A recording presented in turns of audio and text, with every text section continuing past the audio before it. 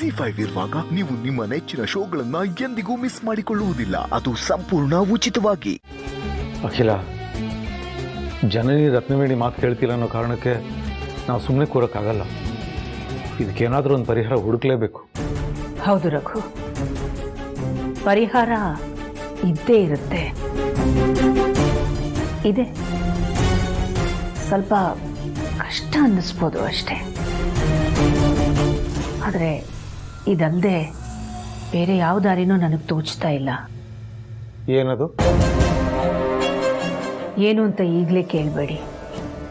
ಈಗಲೇ ಹೇಳಕ್ಕೆ ನನ್ನಿಂದ ಸಾಧ್ಯನೂ ಇಲ್ಲ. ಆದರೆ ಆದಷ್ಟು ಬೇಗ ಎಲ್ರಿಗೂ ನಾನೇ ತಿಳಿಸ್ತೀನಿ.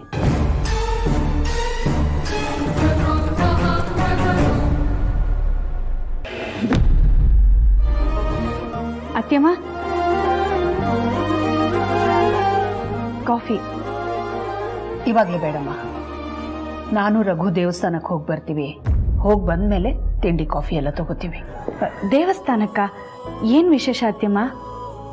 ವಿಶೇಷ ಅಂತ ಏನಿಲ್ಲಮ್ಮ, ಸುಮ್ಮನೆ ಹೀಗೆ. ಇದ್ದಕ್ಕಿದ್ದಾಗೆ ದೇವಸ್ಥಾನಕ್ಕೆ ಹೋಗ್ತಾ ಇದ್ದೀರಲ್ಲ ಅತ್ಯಮ್ಮ, ನಿಮ್ಮ ಮುಖದಲ್ಲಿ ಆತಂಕ ಎದ್ದು ಕಾಣ್ತಾ ಇದೆ. ಏನಾದರೂ ಸಮಸ್ಯೆನಾ? ಏನು ಸಮಸ್ಯೆ ಅನ್ನೋದನ್ನ ನೀನು ಹೇಳಬೇಕಮ್ಮ ಪಾರ್ವತಿ.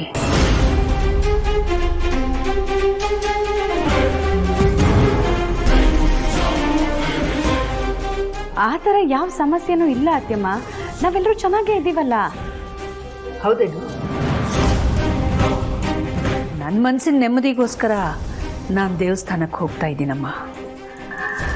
ಅಮ್ಮ, ಏನು ಹೇಳ್ತಾ ಇದ್ದೀರಾ? ನಿಮ್ಮ ಮನಸ್ಸಿಗೆ ನೆಮ್ಮದಿ ಸಿಗದೇ ಇರುವಂಥದ್ದು ಮನೇಲಿ ಏನಾಗ್ತಾ ಇದೆ? ಅಯ್ಯೋ, ಗಾಬರಿ ಆಗ್ಬೇಡಪ್ಪ, ಅಂಥದ್ದೇನೂ ಇಲ್ಲ. ನನ್ನ ಮನಸ್ಸಿನ ಶಾಂತಿಗೋಸ್ಕರ ದೇವಸ್ಥಾನಕ್ಕೆ ಹೋಗ್ತಿದ್ದೀನಿ ಅಷ್ಟೇ.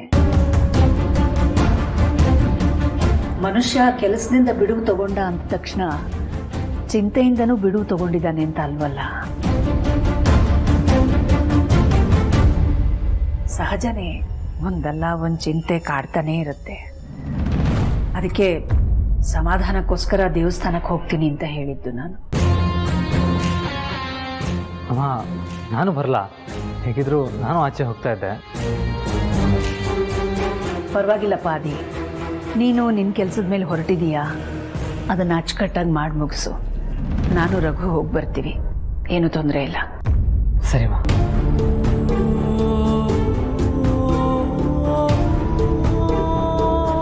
ಪಾರು, ಅಮ್ಮ ಯಾಕೋ ಬೇಜಾರಲ್ಲಿದ್ದಾರೆ ಅಂತ ನಿನಗೆ ಅನ್ನಿಸ್ತಾ ಇಲ್ವಾ?